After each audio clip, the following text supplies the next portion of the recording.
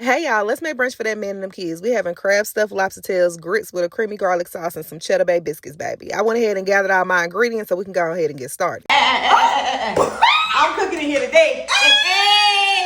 And that's right, baby. I'm not cooking. The Brayton chef is taking over my kitchen. She went ahead and got started with them grits, added a little water to that pot with a block of cream cheese, and then she added milk and heavy whipping cream. We're going to let that do what it do on a medium heat, and then we're going to get started on our crab cake filling. Get you some crab meat, add you an egg, hit it with a little black pepper, some onion powder. Make sure you add some paprika. Got to have a Worcestershire sauce, baby, and then you're going to make sure you add a squirt of Dijon mustard and a little garlic salt. Add you a hefty tablespoon of mayo, a cap full of lemon juice, and then you're going to sprinkle a few breadcrumbs in there. The plain ones, friend, the plain ones, all right? Now you're just going to finesse and caress it, baby. Mix everything up together real good. If it's too wet, add a few more breadcrumbs. Y'all know one thing's for sure, two things for certain, baby. If you're making seafood, you gotta hit it with some Old Bay. Go ahead, give that a good mix, put it to the side, and now we're gonna bust down these lobster tails. We're gonna clean these lobster tails just like we'll clean shrimp, baby. Go ahead, cut them down the middle. The kitchen shear is gonna be your best friend, and once you get them all cleaned up, we're gonna wash them off, and then we're gonna hit them with a little garlic salt and some more Old Bay. Add you a little black pepper, and then you're gonna take that crab cake mixture you made, and you're gonna stuff it right inside that lobster tail, friend. Add a lot of it. You want it to be real thick, all right? Now, baby, you're going to have a little extra mixture. You can take that and make you some crab cakes, and we're going to pop that in the oven on 350 until it get golden brown. While that's doing what it do, we're going to go ahead and finish our grits, baby. Your mixture should be at a low boil. We're going to go ahead and put our grits in there and make sure you whisk it as you pour, friend. Whisk and pour, whisk and pour. Add a little flavor to your grits, baby. Hit it with some black pepper, some of that chicken bouillon seasoning, and some complete seasoning. Then you're just going to turn the heat on low and let it go until them grits start to get thick. While that's doing what it do, get you a box of them Red Lobster Cheddar Bay biscuits, baby. Add you some cheese in there. Get that all mixed up and pop them in the oven. And we real fancy today, so go ahead, get you a block of Gouda cheese and shred that up, baby. Now, once you got that cheese shredded up, you're going to go back and check on your grits. They should be thick and creamy like this, and if they thick and creamy like that, go ahead, put you some of that Gouda cheese in there.